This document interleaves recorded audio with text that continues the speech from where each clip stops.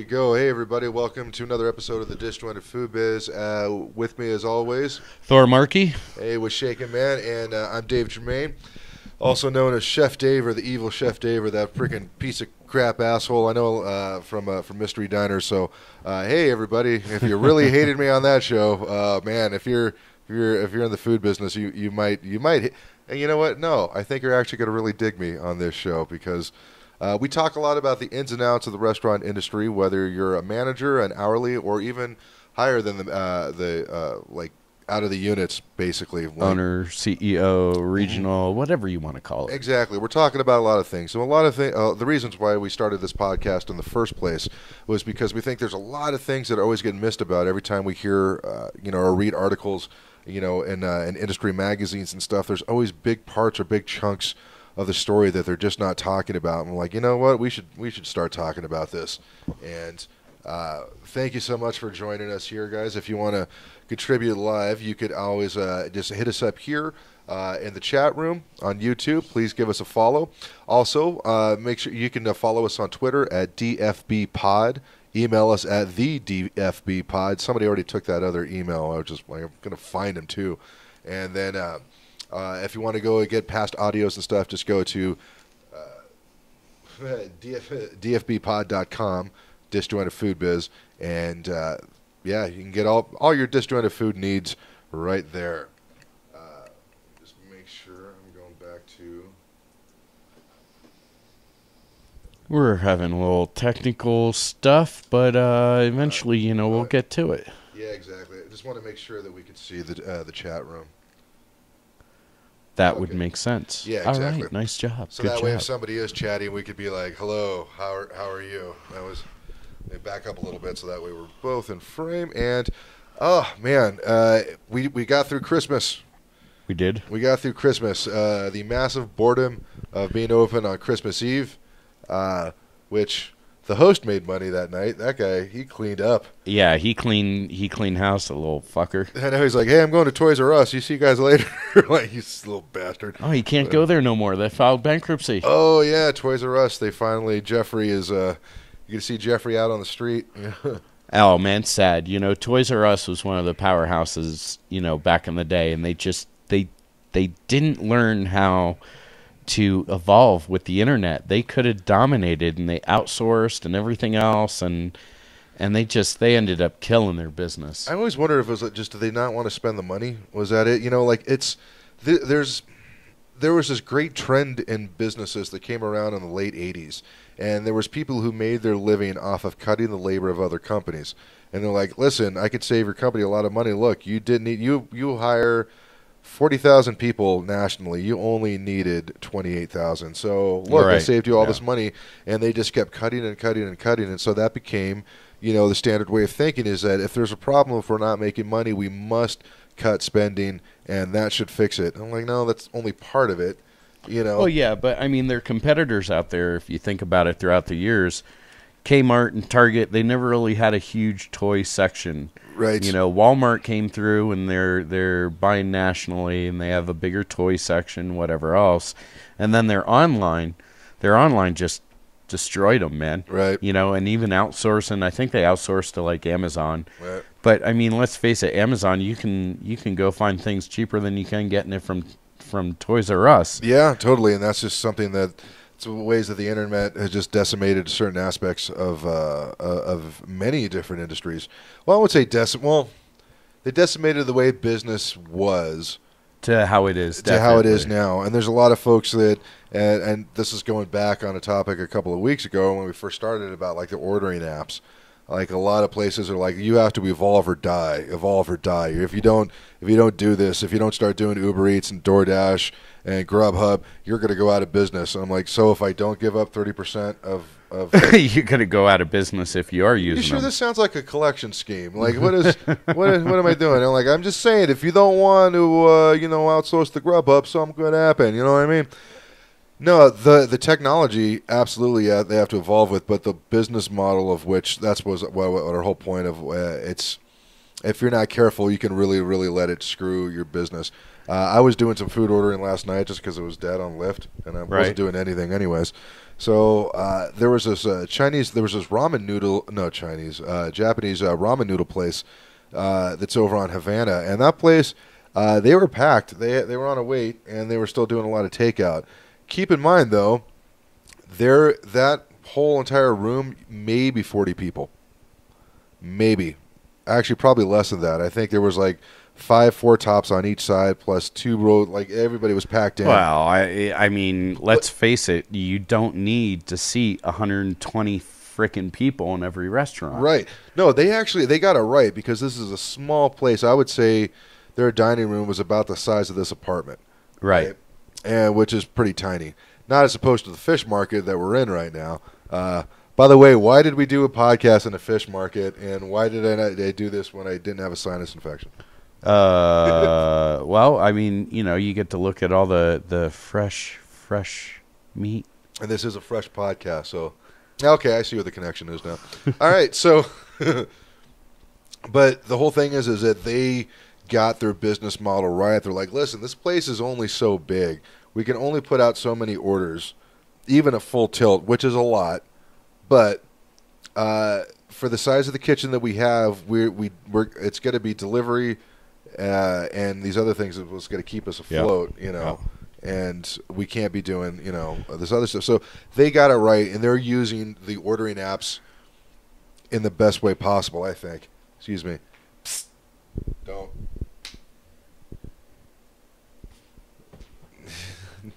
The cat's like, what? What's going on? Like, yeah, don't use the violin bag as a scratching post. That's what we're doing. Sorry, hey, this is the fun stuff about live podcasting, Well, but I mean, you got to figure back in the day. Well, even East Coast, all right? Mm-hmm. Take East Coast, Chinese food places. You walk in, there's a picture menu. Mm-hmm. There's maybe a table or two. Majority of those guys got it right. It's all takeout. It's all whatever. Mm-hmm. There's something to be said about the little guys that have the 5 and dimes. Oh, yeah. 15, 20 tables max.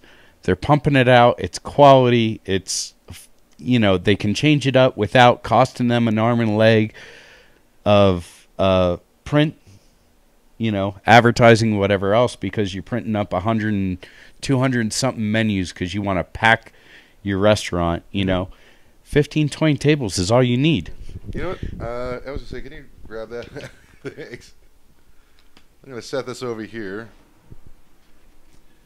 Jenny got a violin for Christmas. She's taking lessons, and set it up on the couch, and the cat was like, you know what? My claws would get so sharp on this. This is new. So awesome. Touch this. Right. But, I mean, the 5 and dimes are the way to go as a smaller business.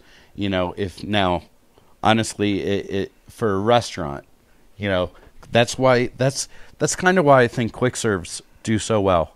Because they're smaller setups, they don't have service to a fold, but I mean, they can handle the tables and the amounts that they get. Right.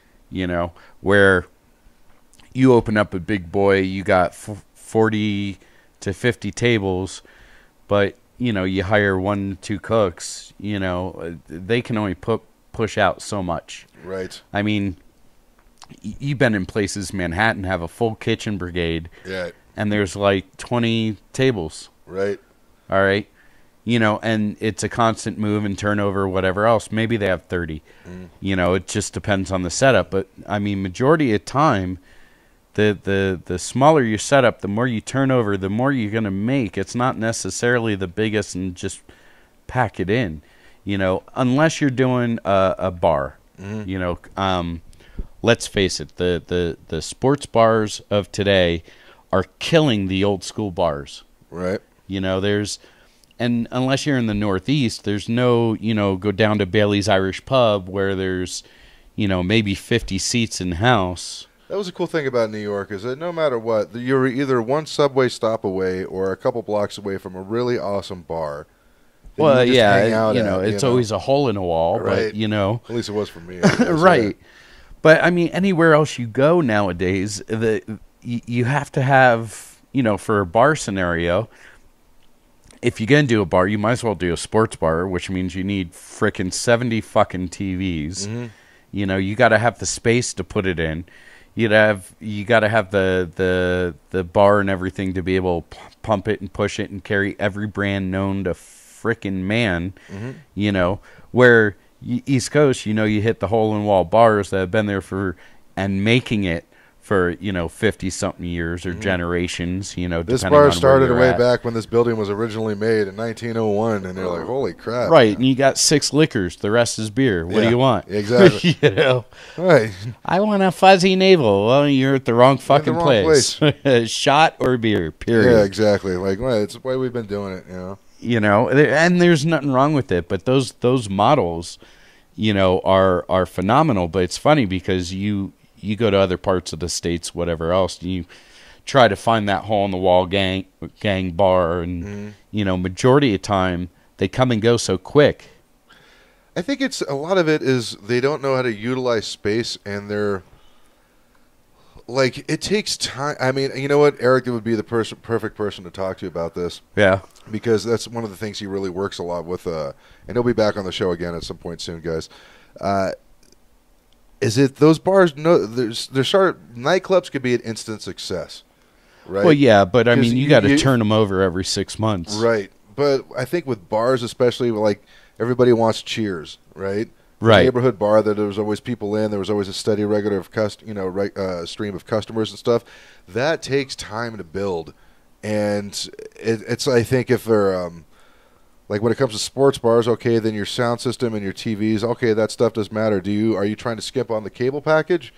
Well, yeah, you can't skip on the cable package. You can't skip on the cable package. Like, we're only going to play the games that are, on ABC or whatever. You got to have the fights. You got to have the playoffs. And on top of that, you also have to have a business model where, like, especially on UFC, and you managed a Wild Wings and stuff, right?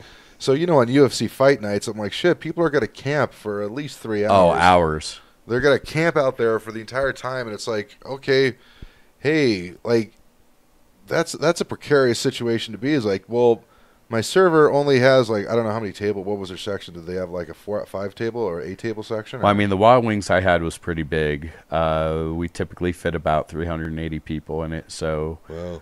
But it's a bar restaurant split. There's a wall and glass, whatever else. Right.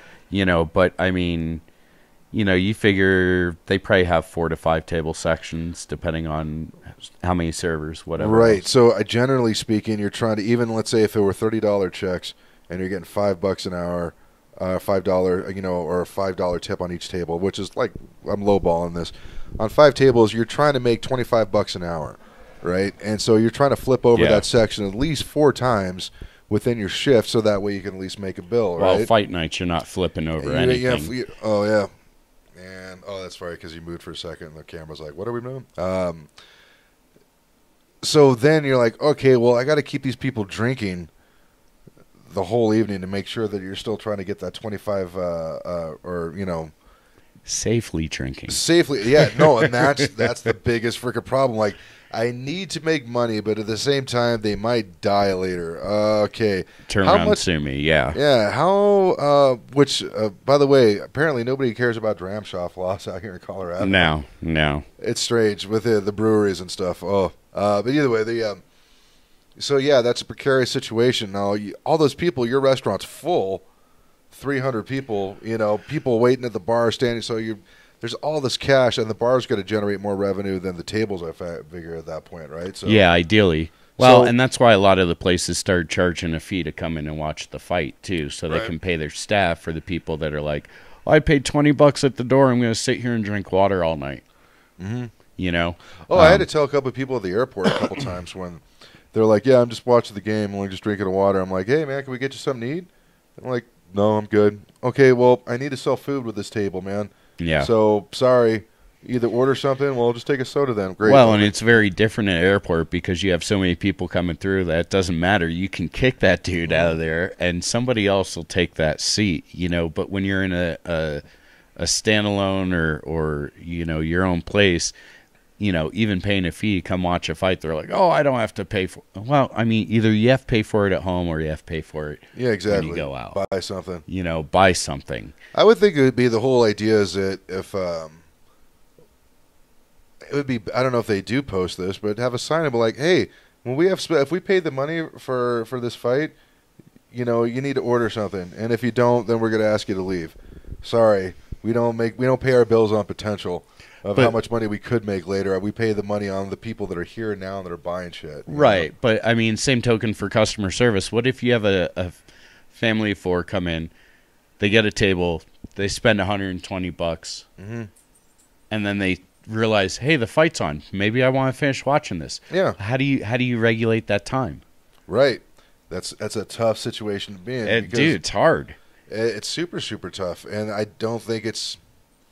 You know, and if they're regulars, you going to tell your regular to get out? Yeah, of course not. You know, like, hey... But if he's sitting there drinking a glass of water, you know, say Timmy comes in every day like it's a frickin' job. He clocks in at 4, he's out by 10. Right. You know? And just so happens he's drinking a glass of water coming towards the close. Right. You got somebody sitting there and you're like, hey, man, you're not buying anything. Get out. Well, what about this dude? Yeah. Could be. I'm like, you know what? Timmy's been here for a long time. Yeah, right. You know, and that's like, first of all, I know his name. I don't know your name. But, you I know? mean, if you're charging $10 at the door and you pack your place out, you know, ideally you tell them, hey, $10 at the door, you have to order food. Yeah. Order drinks or something. Right. You know. There's a 2-item minimum. Right. You know, maybe you have that thrown across as they're coming in and paying the fee to watch the fight. Yeah. But if they paid $10, they could be there for 4 hours. Yeah, totally. And that's something it's with a $6 tab. And that was the reason why they started charging so much for pay-per-views, because that was, you know, like the people who are actually putting on the performance, you know. Well, I mean, think about it. If you're buying pay-per-view at your house and it's, you know, 60, 80 to 120, just depending on the fights, whatever else. And then, you know, you have the sports bar buying it, you know, and they got 70 TVs and 15 freaking boxes. They're paying certain amounts for every box, and basically the rights to push it out there and let people watch it. And dude, it's freaking costly, and depends on the fight. You know, you know, you spending $2,500 for a fight for one night, and say you only do, you know, depending on the place, say you only do $5,000 in sales. Yeah. You know, you're not making a whole lot. Yeah, exactly. You know, but I mean, I've seen fight nights where I've paid $2,500 and I've done $25,000 in sales. Yeah. You know, and it's crazy. Is it worth it on those? Yes. Is it worth it on every fight? No, because not every fight's going to produce. Yeah. Well, I mean, like this one, the Cyborg Holly Holm fight that's coming up. That might tomorrow. Produce. I think that might. Yeah, I'm kind of on the. I'm excited to see it, but let's say if it was a couple years ago before she lost her title, if it was Ronda Rousey versus Cyborg, Rousey sell out every time. Yeah, exactly. Everybody wanted to see her fight, so you know. You know, it really depends on who's fighting and your area and your clientele. You know, since 5-6 years ago, is UFC still as big as it was?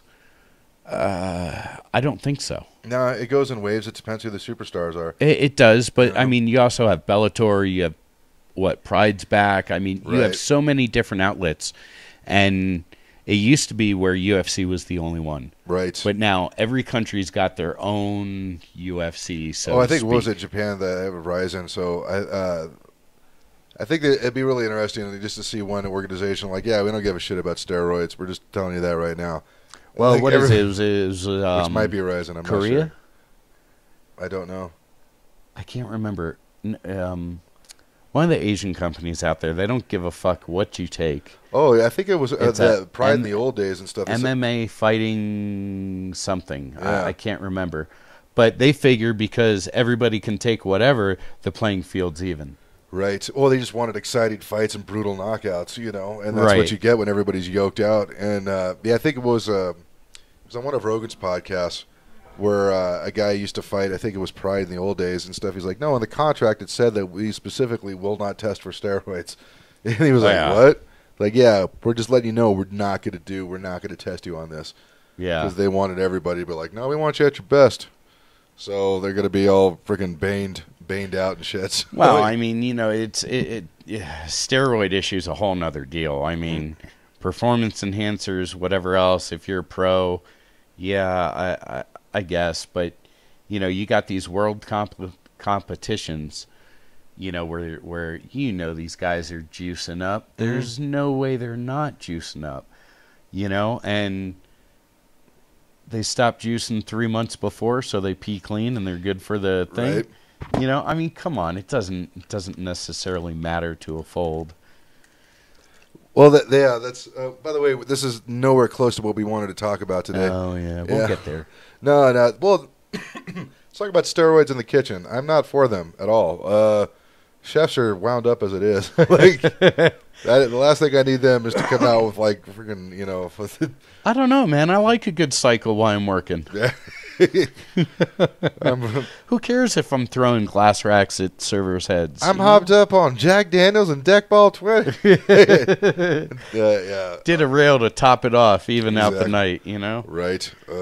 Well, I mean, what we wanted to get to was hiring, firing, all that jazz. There was a lot on the different outlets that we look into. I didn't find anything overly dumb. As a matter of fact, I've noticed the dumb questions on that. Somebody's got to be listening on that. They have ceased a little bit. A little bit. Like, hey, out of curiosity, is it important that everybody has papers? Like, yes, it kind of is. you dope. Well, I mean, call Chipotle. They'll tell you. Yeah. They lost half their national staff. Oh, really? It was a couple of years ago. Like, damn, dude.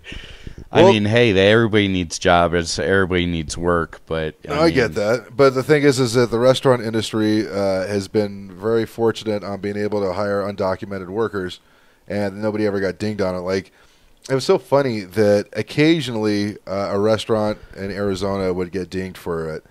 Like, oh, this person didn't have papers and shit. Like, most of the restaurants that I ever worked in, with the exception of HMS Host at Sky Harbor, the only reason that everybody had papers there is because there was no way to pass the federal background check to get for security and stuff. So everybody there was legit, right? But any other restaurant that I've worked on outside of on the street, as we would call it, there was always at least one or two illegal. I mean, damn, I can print up a fake social at home, right. So what's it really matter? I can get a job one way or the other. Oh, this one gal got carted away by INS, and she was a sweetie, and she was one of our hardest working, most pleasant people to work with. And this gal came in and says, "Hey, and she came in with an INS agent. And she's like, I need to speak with so-and-so. She's like, yeah, this is me. I'm like, is this your social? She's like, yeah. I'm like, no, it isn't. That's my social. Nice. Yeah, and then INS is like, all right, you're coming with us. And she's like, shit, all right. Well, guess I'm not coming into work tomorrow. I'm going to be in Nogales trying to figure out how to get back. And going home for a couple days before I run across. Yeah, exactly. And it was kind of a bummer because that was a case of somebody who was a good person. One came here with the best intentions, but they came in illegally. The wrong way. Yeah, the wrong way. And is that because they didn't have enough of the right paperwork, or is it just they couldn't get it? There's a bunch of different fucked up in that story. Yeah, and to do it the right way takes you years and lots of money, and it's a nightmare. And I guess rightly so it should be. Right. If you're going to do something, do it right. It doesn't matter what it is. Are there good people out there that do? Yes, absolutely. But you can't try to reason with Hungary sometimes. Yeah. Like if you're in a shitty spot in the world and we're like, listen, I'm surrounded by cartel members, and if I stay here, I'm definitely going to die. So I'm just going to run and just figure out wherever else I can go. Yeah, no, definitely. You never know the situations or why somebody does it, Or they could just be a lazy bastard and they decided that they didn't want to put the work in. I mean, it's. Well, then they're not running across either. Yeah, possibly. They're hiding in a tire somewhere. Yeah, I remember at one point I thought about like years ago. I'm like, I wonder what it would take because I wanted to live in the UK at some point. Okay. I want to do comedy in the UK. I would love to do some type of theater in the UK, right? So I'm looking, and this dog is being distracting. Stu. Dude, I wish I could do that. Yeah. I'd never leave the couch. Quit checking your lipstick, you creep. Well, but I mean, ever since he got his teeth taken out, he's been like all over his own dick. It's weird. Hey, I would too. But the process. If anybody's ever curious about that, look up, hey, how do I immigrate to the United Kingdom? And it's interesting the steps that you have to take. It's going to take you at least 3 years. maybe Well, if they decide to let you in.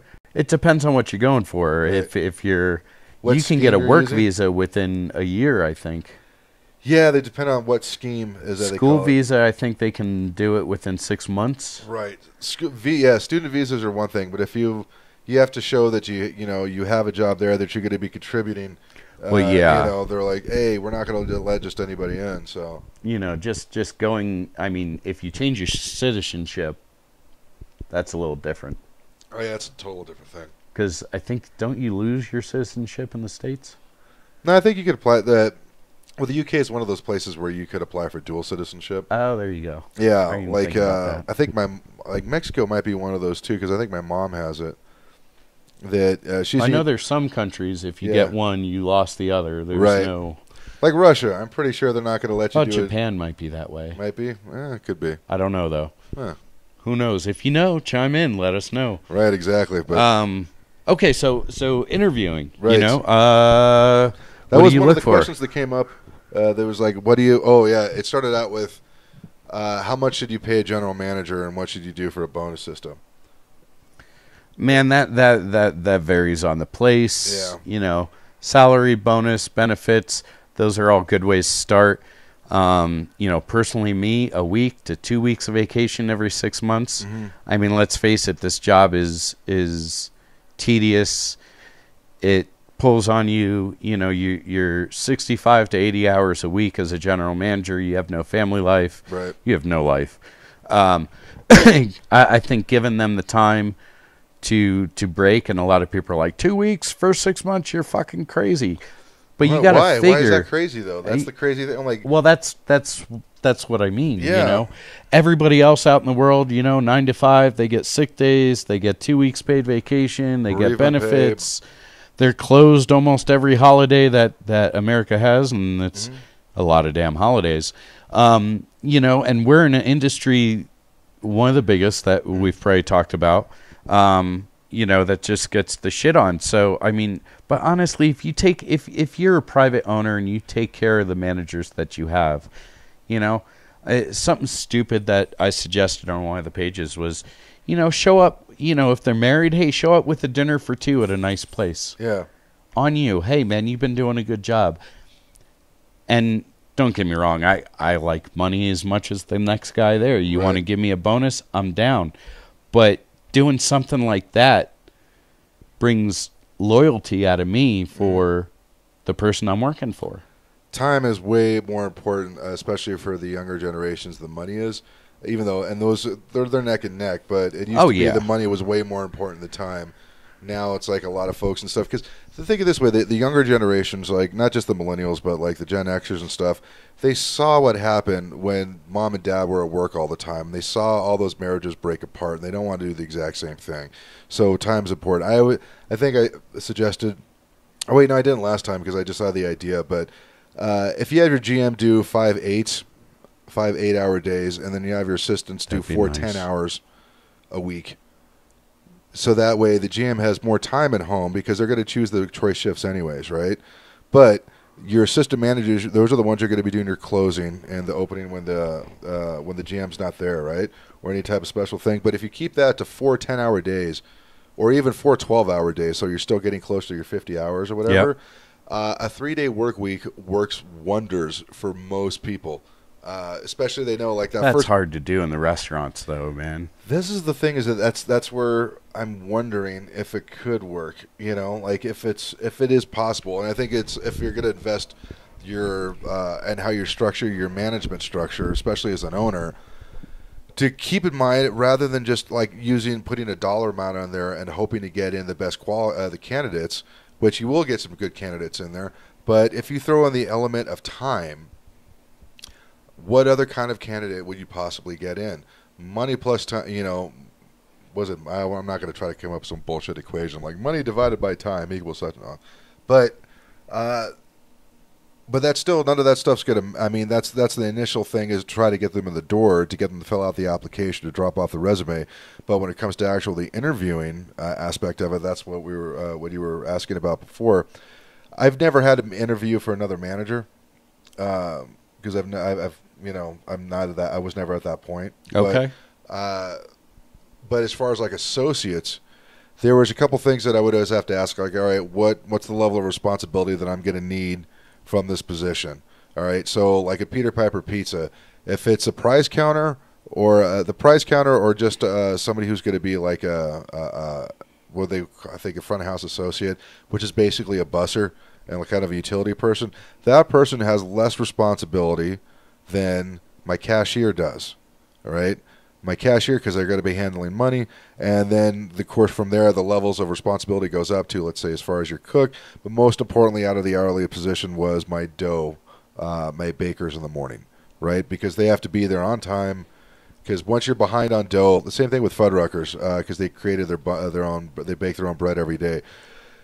That person doesn't want to show up on time. If they don't give a shit about it, it's going to fuck up the entire day. Well, it fucks up your life. Yeah, exactly. Because there's a lot of times I'm like, why am I... right. You know, so...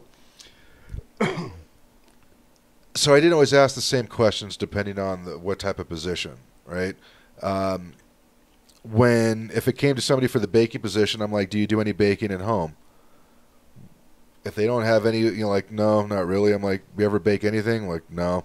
Okay, right there, they might be useful for another different part of the restaurant, but I'm not going to put them in that position because when it comes to bakers, you need to find somebody, and this is to quote my old boss, you need to find someone who loves the dough, who cares about the dough, because that's just the same thing. It's you need that, right? Well, but I mean, same token, you got a master chef that cooks all day. You think he's going home and cooking? Yeah. Hell no, he's got a TV dinner in the microwave, man. More than likely. But housekeeper's not cleaning house when they get home. Maybe. They just expect everybody else to. I mean, don't get me wrong. There are people that love it and will do it, but for the most part, you don't want to do at home what you do at work. Right, but I mean, this is when it comes to cooking, though. Well, yeah, if you've ever, if you have experience, right. Right. So if it's somebody, like I understand, like I've got 10 years of experience, I'm like, okay, cool. Then I would ask, I'm like, what's if you're going to make a dish for like your sweetie or for one of your mom or your dad and stuff for their birthday, what would you make? And well, right so one of those things is like, all right, because what I'm looking for, and this is I'm speaking not so much as a manager, but as somebody who's a creative person who like writes, who paints, does music, and all this other stuff. I could find out a lot about the person by what kind of recipe that they're going to make and how they're going to make it. Yeah. So they're telling me so much about them. I'm like, I usually just do something like a steak and maybe, like a nice baked potato. I'm like, dude, I do a good steak. Yeah. And I'm like, okay, cool. So what do you do with the steak? Because, I mean, steak, there's not a lot it's steak is steak. But, like, well, what kind of, what kind of seasoning are you going to use? Well, if they say answer something like, I don't know, Lowry seasoned salt, I'm like, okay. Have a nice day. No, that's fine. I mean, I know where they're at. But that person, however, I'm not shitting on somebody who isn't an exquisite chef. That person might be able to crank out an insane amount of food consistently. But when it comes to actually being intricate and stuff like that, I'm like, nah, not really. Then the next question is what kind of hobbies do you have? So this one was really important, especially for when I had to hire like teenagers and younger people. And when I say younger people, I mean anywhere from high school graduation till the age of 26. Okay, what do you do after work? What kind of hobbies do you have? Right? I don't know. Just video games. Cool. What kind of games you play? I don't know. You don't know what you're doing? You don't know? I just whatever. I'm like, all right, that's cool. As opposed to, I'm really into StarCraft too. Really? Do you like compete or anything like that? I'm like, dude, I'm not ranked yet, but I enjoy playing. Like I can hold my own. Like I've been playing for about 3 years right now, and like, really, what's your favorite? What's your favorite tactic? Tell me about that. Well, what I want to do is this, this, this, and this. So you know what they're telling me? That they are interested in something. They're showing me how their brain works. All right, are they going to be able? That person is more likely to mathematical, strategic. Mm-hmm, they're going to be able to plan ahead and think 10 minutes ahead. Cool, that's what I need for people on my line. Step oriented. Mm-hmm. So there's different questions. I usually, rather than expecting, I found that if people talk about something that they're passionate about, they will tell you infinitely more rather than just answering a survey. That's right. Or a question and stuff. That's where the art of conversation comes in. This is where, and if you're an owner out there or a new manager and stuff, this is one of those things that you're going to have to get used to and learn how to do, to read between the lines. Now, if somebody has, now granted, I could be wrong on this. There could be somebody who could be the most model employee, and they will fit the position that you want perfectly, but they're not going to answer any of those questions. Yeah. That's true, but I found that those people are the exception, not the rule, when it comes to interviewing. Like, well, but I mean, let that one person slip through my fingers? Absolutely. That's entirely on me. But you know what? The way that I was doing it, that kept a lot of dead weight out of the kitchen or out of the restaurants and any of the places that I had to interview people with. So yeah, you know, I'm a little bit different. Right. And there's different styles of this, right? And my style's a little bit different. And some of my thoughts on, like, the corporations doing the personality test. Oh, by the way, Cheesecake Factory, listen, nice. I could have made you guys so much more goddamn money than anybody that's on your floor right now. But I mean, okay, starting out when I was cooking, you know, 17, 18 years old. I'm looking at the delay, so that way look. Yeah. Sorry. You know, at 16, 17, 18 years old, you know, I got these chefs that are 40 years old that I'm working with, and they can't hang. Right. The knowledge is there, but they don't have the speed, and I'm running circles around them or picking up their slack because they're hungover or whatever the case may be. What? You mean chefs coming to work hungover? Well, I mean, but, you know, we've seen it, you know, throughout the years as going in service or managers or whatever. You know, you have a guy that can do it, can work it, yet the personality test thing, you know, I don't think businesses should rely solely on those. No, and because you can be book smart, but you can't operate well. Right. You can operate phenomenally and maybe not be the greatest book smart. You know what you're doing as far as your numbers and stuff like that because you've been doing it for a while. Yeah. But, you know, throwing frickin' calculus problems out in a personality test when you're in an interview, which, by the way, I'll get to that in a minute. When let's face it, majority of what's out in the food business restaurant, unless you're using Excel sheets and stuff like that, plus, minus, divide. Yep. Period. Multiply. You know how to work out an average? Great. You know, if you can figure out a 3-week average, you can figure out most of a P&L. You know, I've seen it throughout the years. Chefs that come out of school with this shitty grade point average of their culinary school, but in a kitchen they're fucking phenomenal. You know, it's their passion, whatever else. I mean, let's face it. Let's think about high school. We all hated it. Right. We all didn't do the best that we know we should have. By and large, we have. Except for my elective classes. But, yeah, I know what you mean. But we're still functioning and living throughout our lives. So, despite what our high school guidance counselor would have might have said. You know, but, I mean, starting out with the interviews and stuff like that, you know, and a huge problem I found with, as the years go through, a younger generation, stop showing up in pajamas. You know, you want to show up in a nice pair of jeans and a polo when you're applying for a McDonald's job. Right. Yeah, I guess that's better. But if you come in shorts, sandals, right, and a wrinkled fucking shirt, T-shirt, whatever else, get out. I don't even want you. Now, I mean, and it starts from the beginning to the end with an employee. You set the standards of your restaurant. You set the standards of your brand, what you want to sell, what you want to do, what you want to be, everything about it. So why is there difference in treating your employees that way? You know, I mean, even as a manager or an owner, if I missed a day, more than likely I had to go to court or my car broke down. There's a legitimate life excuse. Right. Most people are like, oh, well, fuck it, leave your car there and catch a bus. Depending on where you're at. If your car's going to get towed, yeah, you got to take care of it. I don't want you losing out on that money. But same token, if it's safe for a couple hours while you go to work, hey, Uber, bus, cab. Cab's been around forever, you fuckers, so I don't even want to hear it. But, I mean, you know, I think the last time I've called out, Yeah.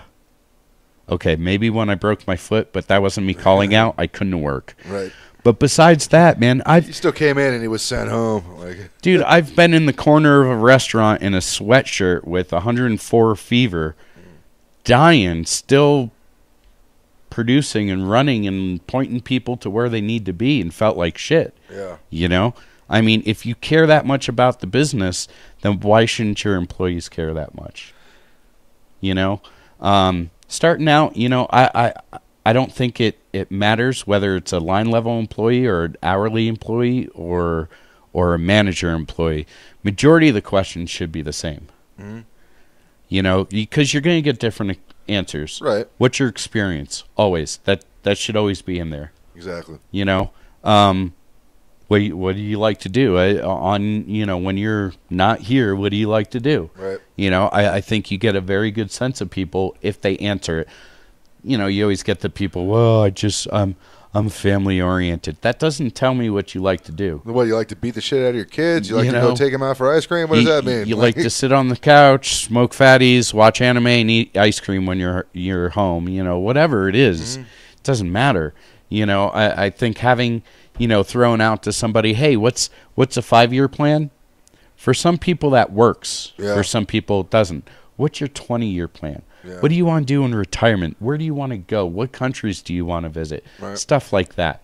You know, I mean, because let's face it, a lot of us, either you're too old to remember yesterday, you don't know what's coming in the future, so you just deal with it day by day. Right. Or maybe you're already living your dream.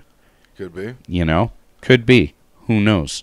But definitely trying to get into personalization of themselves to try and figure out who, what, when, where.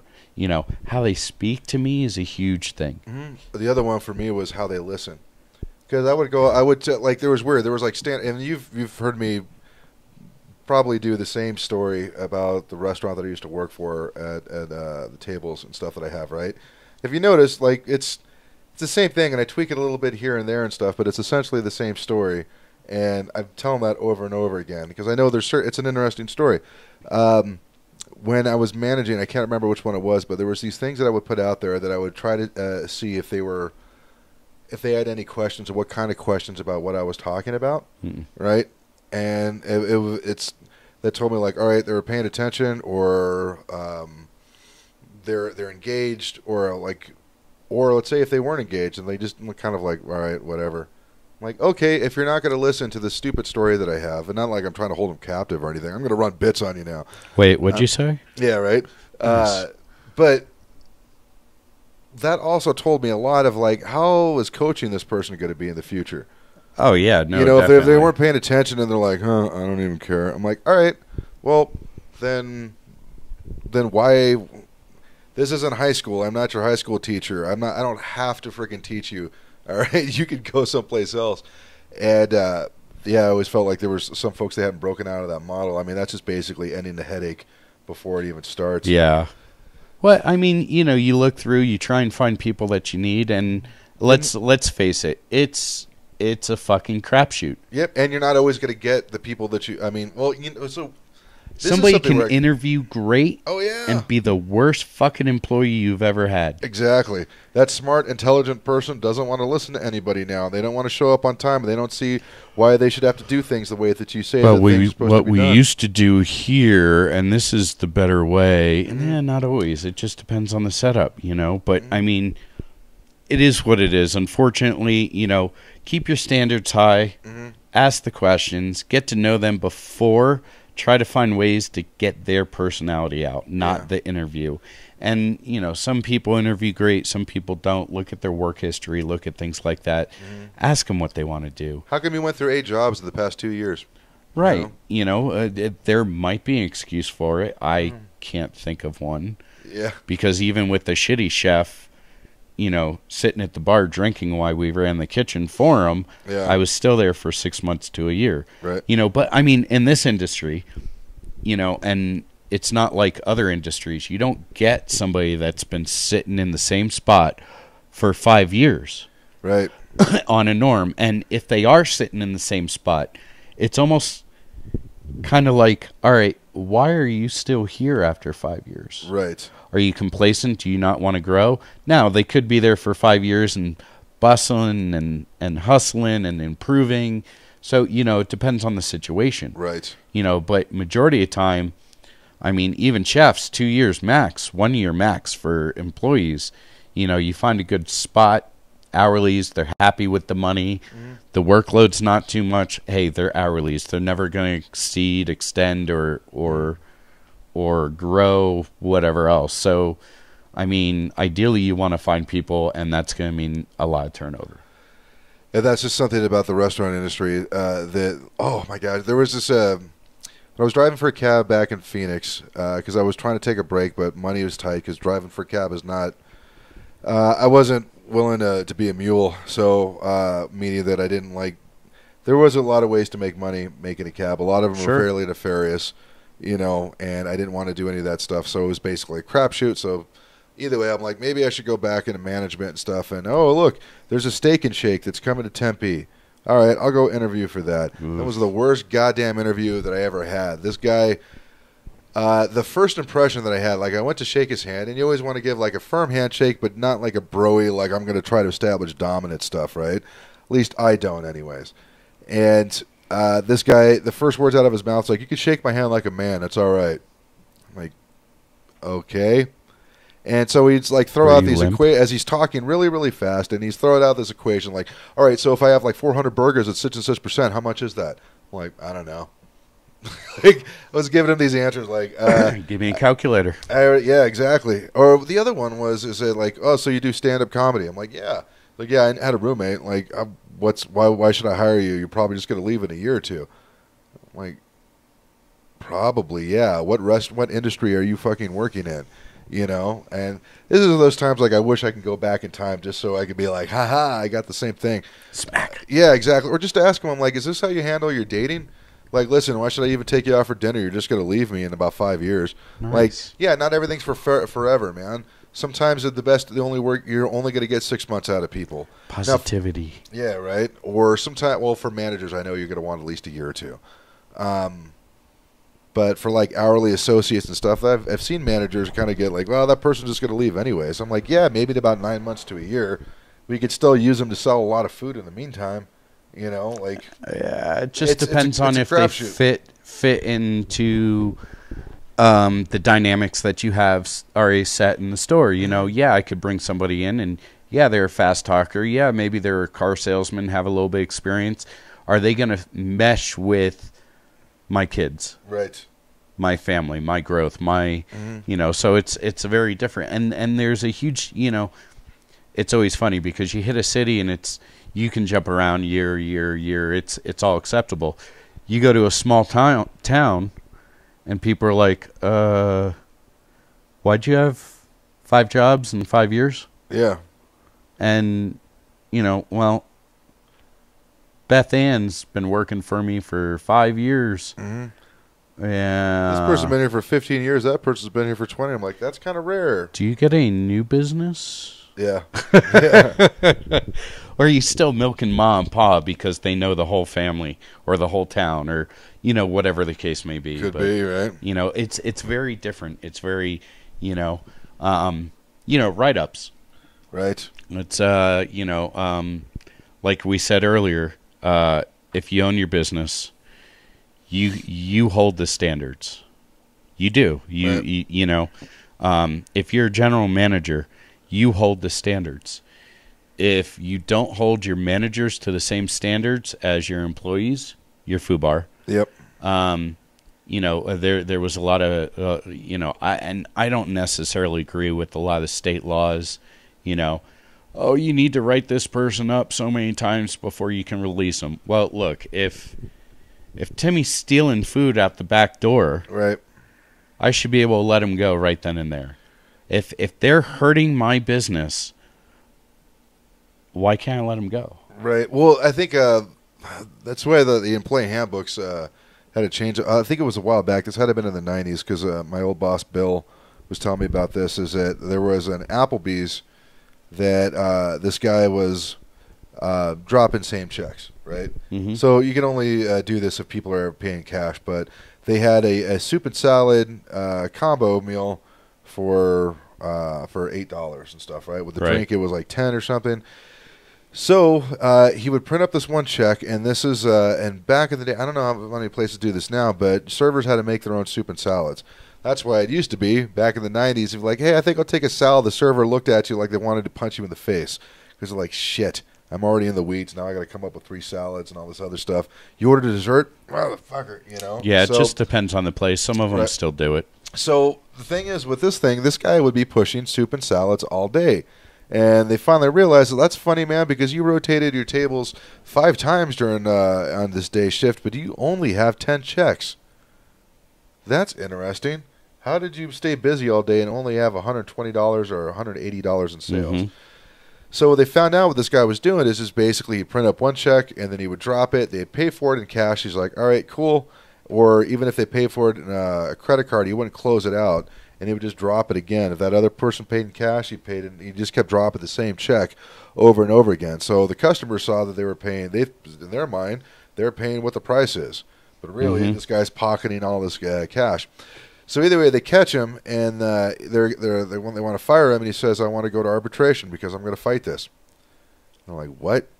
Mm-hmm. All right. So they go to arbitration because normally, and to pay for arbitration is going to cost you what, a couple of $100. Yeah, it depends. Something because the server has to come up with that, right? So either way, what he did, he had the money for it. He says, I'm going to go to arbitration. He's like, cool. Like, yeah, you said that you were stealing from us and stuff, and that's the reason why you're tired. He's like, all right, cool. He pulls out the Applebee handbook, slaps it on the table, is like, show me where I said where I'm not allowed to do that. I'm like, what? Yeah, well, but no, this is the thing. This is the he technical. probably won. He did. That's bullshit. It is bullshit. But this is the thing is like, there's nothing when it comes to cash handling policy. They didn't write anything about this, that you're not allowed to drop the same checks. You're not allowed to do this. You're not allowed to do that, which is, I mean, granted, ethically, what he did was wrong. But he was able, I ended up leaving that job anyways, and he ended up like, great, I need the money that you guys fired me from. All right, for all the days that they missed and everything, you need to pay me for all that money, and then I'll leave. And he got it. And granted, I mean, that only happened once. It's not like as soon as that happened, a lot of other places are like, let me change our employee handbook. It's stupid. It's like it's what the 80s, the McDonald's cup of coffee. Mm-hmm. You know, the lady spilt the hot cup of coffee. That was a different story, though. Now they have to have hot on it. Really? Are you that? Look, if that judge needs to be smacked. And yes, they sued her back. They won their money. But you know the whole reason why that thing, it wasn't just because like, oh, this is hot. They like that particular McDonald's, just for any code folks who know, they've been asked many times that the way that the temperature that they were keeping that particular the coffee, too hot. It was insanely hot. It was like above 180 degrees and stuff, which is enough to give you a burn, right? Oh yeah. So what happened was that she complained about this before, and then the cup fell over. When the cup broke or the lid came off, like while she was driving, and all this hot coffee spilled on her lap, it caused like second-degree burns. And I get that. So there was that in that case, that was more about negligence, but everybody kind of framed it like, oh, because the coffee was hot, that's why she sued. I'm like, no, she sued because of the second-degree burns on her vagina. Like that was, I think that was the reason why mostly. I mean, granted, yeah, it was a whole cup of coffee out the window. Of course, that sucked, but really, like. But, I mean, if you know, hot is hot, cold is cold. Right, and that's one of those things where, yeah, I mean. Technicalities are bullshit. Right, yeah, but it's I can go either way on that. It's like the I don't remember what state or how long ago, the guy robbing the house fell through the skylight onto a butcher block that had knives on it, and he got stabbed, right. And he ended up suing the homeowner, right. And winning because he got stabbed breaking into her house. Look, I'm sorry, judge needs to be smacked. Yeah, so does a lawyer does. So does the lawyer. So does the criminal. Not so much. I mean, the homeowner's lawyer should have been like, how am I losing this case? Yeah, right. Like, no, you did this. Like, at one point, why should I make it a safe environment for you to break into my house? Right. Please explain that to me. But it's all the same principle. There's common sense out there, and yes, technicality, and Some of the states are right to work, some of the states aren't right to work. And yes, as an owner, you pay out for your workman's comp and all that. But is it right that somebody fucks you in your business and you can't fire them unless you have certain documentation? And even in the right to work states, you fire them for something as of theft, right? Whether it be money, product, whatever, or sexual harassment would be another big one. That they turn around and go do a unemployment thing and end up getting a check anyway. Well, this is the reason why it's important to document everything. And this is something that, because I feel the same way. If this is blatant, there shouldn't be a question about that. And then I was dating this gal, shout out to Violet, who was an HR person. And she's like, yeah, you're talking about two different things. You're talking about common sense and being a decent human being. Oh, yeah. And then I'm talking about what could be proven if you weren't in the courtroom in a court case via documentation. Yeah. And so that's the way you have to think about it. So it's kind of like when it comes to sexual harassment, and I'm like, all right, let's say if it's a blatant, like somebody physically assaulting somebody, I'm like, see, now there you go. Why do I need 3 papers? For that, you don't. But you need a witness. Well, it depends on the state, right? You need a witness. You need a witness, and you also have to have a document on this. Now, let's say, ideally, like if this came out of the blue, like freaking Gary, who is a nice, mild mannered dude, for some reason, like out of nowhere, whips his dick out onto the floor and tries to shove it in like a customer's mouth or something. Okay. Plenty of witnesses. Gary, you're out of there. Now, in his defense, some customers deserve that. Right, and that's what he was saying. He was like, listen, I knew I was getting fired, but if I'm going to take a swan dive off of this job, let's do it. Like, I want this story to come around. Like, this guy shoved his dick in my face. Like, yeah, what happened before then? Well, I said I had a gluten allergy, and I also said that I'm very particular about how I want such and such, and he just whipped out his dick and shoved it in my face. Why would a guy do that? And you're like... Everybody else was like, "Oh my god!" I know exactly where it was coming from. The movie Bachelor Party, the dancer puts his dick in the hot dog bun, and grandma's pulling on it. Yeah, exactly. So, but that's the exception to the rule, right? But normally, like Chris, who's a very creepy dude, who a lot of your servers have been telling, like, this guy's a creepy dude, and you tried talking to Chris once, and then he didn't do it. He hasn't done anything egregious yet, but he's still creeping everybody out. Go on the walk-in with me. Yeah, exactly. Then I'm like, okay, Chris, I already gave you a verbal warning, man.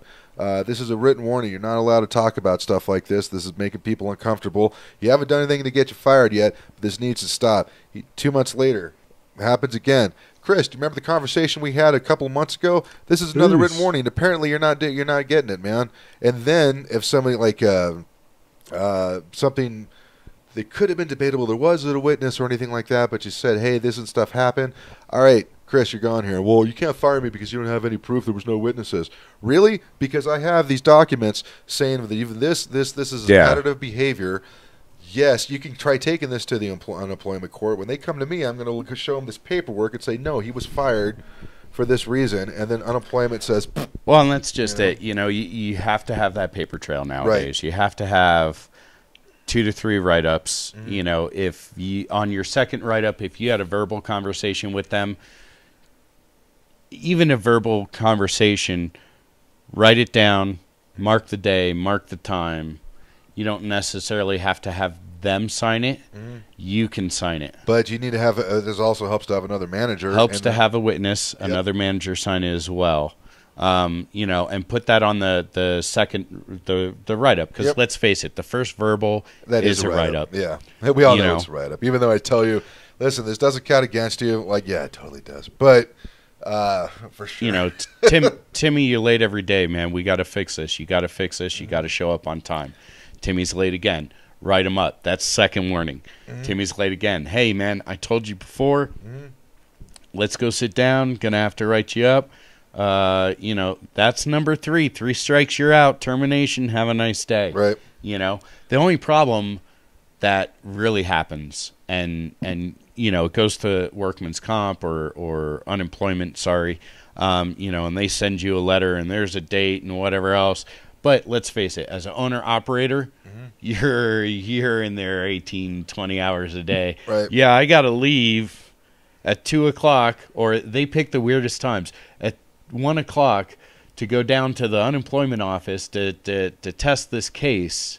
But I also have a 5,000 catering going out, you know. Yeah, Timmy just won. Sorry. Yeah. You know what I mean? I mean, in all fairness and stuff, that's what you pay for the unemployment insurance anyways. is. You know, so it's not like they're going into the register or anything. But like 15 employees a year, though, your unemployment your rate's going up. So maybe get better at your hiring practices. Maybe get better at your disciplinary measures and stuff. But keep that standard, and it'll hold you, and it'll guide you through. You have to keep that standard with everybody. True, because what'll happen is, even when you're talking about being tardy, right? Let's say you get favorites on that third one where Timmy he's not the best employee and stuff, but Shelly, she showed up late that same day, but she didn't get a write-up. How come she's not getting fired?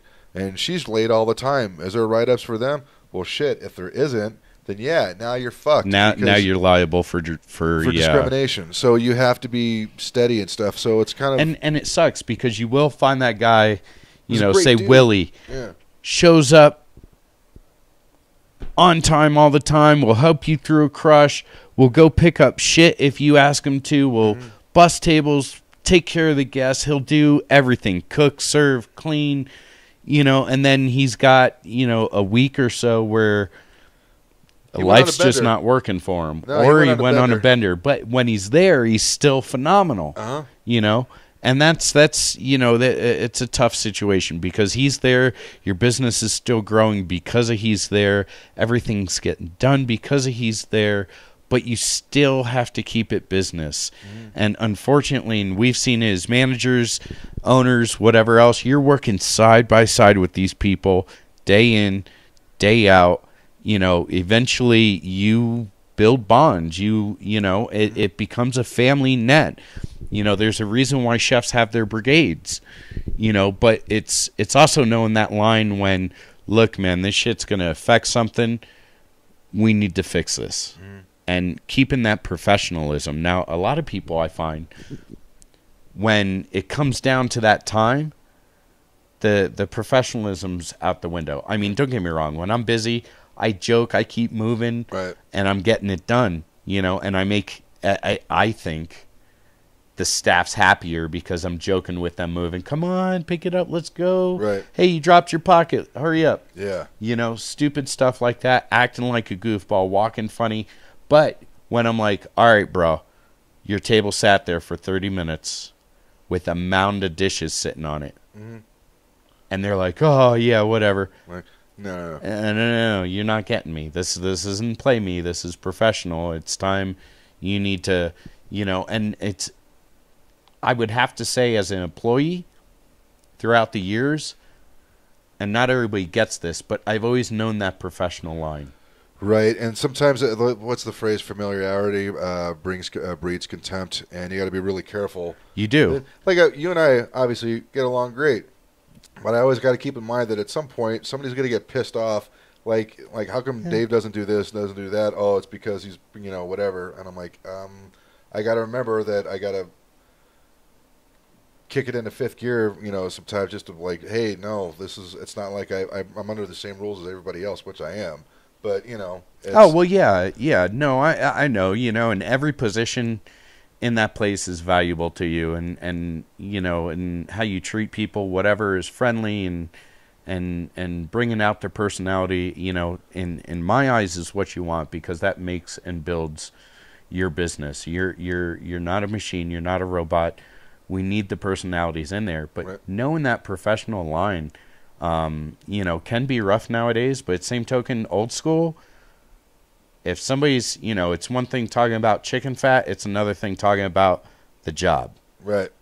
You know what I mean? Yeah. Oh, well, you mess around all the time. No. This is the job. Right. That is you, personal, whatever. I, threw you out a joke. It can't be serious all the time. Nobody can never live that way. Right. So, I mean, going, with things like that, it's a fine line, man. It really is. What's next? We did hiring. We did hiring. Write-ups. We did write-ups. Firing. That one is tough, man. Is it? Okay. The first episode of The Office, which is a show that I didn't care for too much. Mm-hmm. That the first episode, Steve Carell has to fire somebody, and he ends up firing like the wrong person, right? Basically, the one guy that doesn't do shit, that's the one he kept on because he had more personality, and the other dude. So, but there's a scene at the very end of that first episode where he's sitting in his apartment and he's just like he's by himself, and you could see that he feels like shit. Because he just fucked with somebody's day. And that's part of the job of being a manager. Sometimes, man, as much as you care or don't care, point is, sometimes you got to fuck up somebody's day in order to keep the business going. And it sucks. So I usually would try to keep it so that way I'm like, hey, through documenting, through coaching and stuff, I'm like, hey, you're just not getting it. That the job is theirs to lose, right? And that should kind of come across of like, we asked you to do this, you didn't do this, it's not working out, you got to go. I also have been that person to tell somebody to get the fuck out of my, I actually said this word, get the fuck out of my restaurant, which was not cool, but it was 3 weeks in a row, or no, 3 paydays in a row that they wouldn't show up on a Sunday, and they would show up like an hour and a half after we were getting slammed when we asked them, we really needed them there. And they came in all hungover and grumpy, and I'm like, what the shift started an hour and a half ago. Whatever, man. Fuck you. Get the fuck out, and like I did this. That happens. And by the way, that wasn't cool for me to do that in front of everybody else. And it's... sometimes emotions get the better of you. Yeah, it is. And that can go either way. I've had this go both ways. I've had it go the way where, holy shit, Dave's serious. Don't fuck with him. And then I've also got it where, like, this guy can't handle his shit. He's way too damn emotional. I don't have to fucking listen to what this guy says. So it can go either way on that. And granted, that was a crappy place to work. But still, I look at that as a failure on my part. But it's... See, now I'm everybody's got their own deal. Yeah. I'm very different when it comes to that. Chances are, well, for one, I believe in KISS, keep it simple, stupid. Right. Have a nice day. The quicker you can get it done out, doesn't affect anything. You keep moving. That 90-day window is important. Right. This is why I'm letting you go. I'm sorry. Have a nice day. Get out. That's it. That's all you really need. Right. But, throughout the years, and I've had people, scream at me and yell at me, and, one girl's calling me all these different kinds of names that you can think of, cocksucker, whatever else. She showed up on time. She was cracked out all the time. And, $500 in sales, and she would fuck up 200 of it. Yeah. Or she misplaced the money, and this was within the first week. It was like, hey, look, this ain't working out. Yeah. Have a nice day. Fuck you, cocksucker, yada, yada. People get upset, and rightly so. If you really care about the job, you put your best foot forward. Right. But with that being said, majority of the time, if I have to let you go, there's a reason. Right. You're not somebody with a short fuse that's just like, all right, get out of here. No, I've had that happen in the past. People doing, hey, man, get out of here. Talk about this later or whatever else. There's been one instance where, and throughout the years, one of my bosses be like, hey, Thor, can you come in and fire this person? Because I really don't want to. Okay. Nerves of steel. Doesn't bother me. Who is it and why are we doing it? Right. That's all I needed to know. Why? Because you fucked up so much that you couldn't keep your job. That's the only reason. If you have heart and you try and you go and you do, you shouldn't get fired. Right. One instance in my life, I was working for a corporation and I had to let somebody go right below me. No write-ups. No money mishandling. It was another one of my managers. Wow. Came from the guy up above. We need to let her go. Why? Yeah. I'm not going to get into, that. I don't think there was avid or enough reason to let them go. Right. There was definitely no paperwork, whatever else. But hey, it's my job. And, this was my AGM. This was my right hand. Right. So, hey, shitty. I had to do it. It's part of my job. Did I want to do it? Hell no. But, I mean, in those few instances, does it suck? Yes. In this industry, can they find something else? Hell yeah. You can go get a server cook job anywhere within about 15 minutes. Manager's job, dude, guys, let's face it. It takes you a month or two to hire a manager. Yep. That's bullshit. Yeah. You shouldn't have to go through frickin' 8 frickin' interviews and phone interview. And look, either you do, you don't. Shake hands, talk to them, find out who they are. The online thing, bring them in, whatever else. But, I mean, in those instances that you have to let somebody go because somebody else said, hey, they're done. Okay, you're the big guy. I do what you tell me to. No problem. Does that happen often? I doubt it. Yeah. In this industry, I seriously doubt it. Majority of the time, dude, I got to let you go because you fucked up. Either you didn't show up for your shift, high as fuck, you fucking up money, you're not getting the job. Those are basics. Yeah. Hey, you touch somebody in the walk-in, and I mean, if you think about it, the older kitchens, dude, you're rubbing nuts with somebody anyway. Usually. But and majority of people know the line of, hey, get your finger out of my asshole. Right. That's not how I get down. Right. Compared to, dude, your dick just hit my leg. Yeah. But, for the most part, keep it simple, quick, easy, have a nice day. Right. Slip something in their drink. They wake up in Tijuana and like, dude, you're late for work, dude. I mean, I don't know what to tell you, bro. Don't get me wrong. It sucks when, the person's like, oh, my wife's divorcing me. I got 6 kids, this and that. Well, then you should have been trying to do one of the things in your life right. Yeah, actually, I had the same story, but with the opposite thing was working for Sylvia's it